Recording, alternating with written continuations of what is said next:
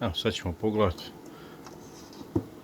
kakva je situacija u ovome ovdje društvu koje je praktički nastalo od šake pčele.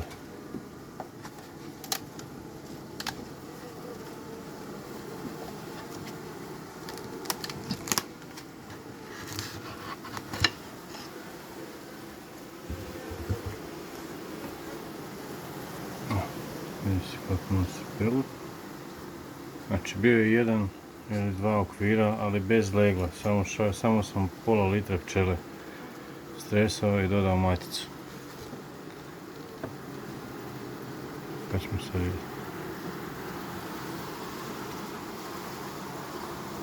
Mali medeni vjenčić.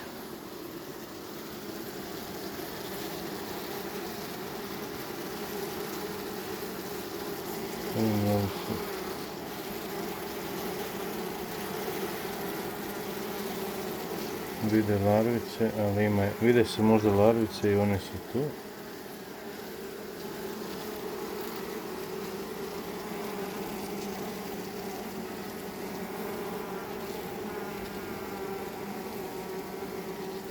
Baš ne.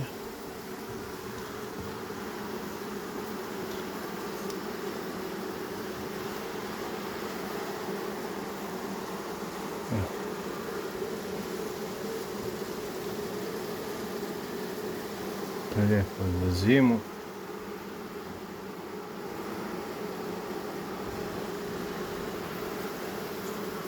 Lijepo medeni vijenci.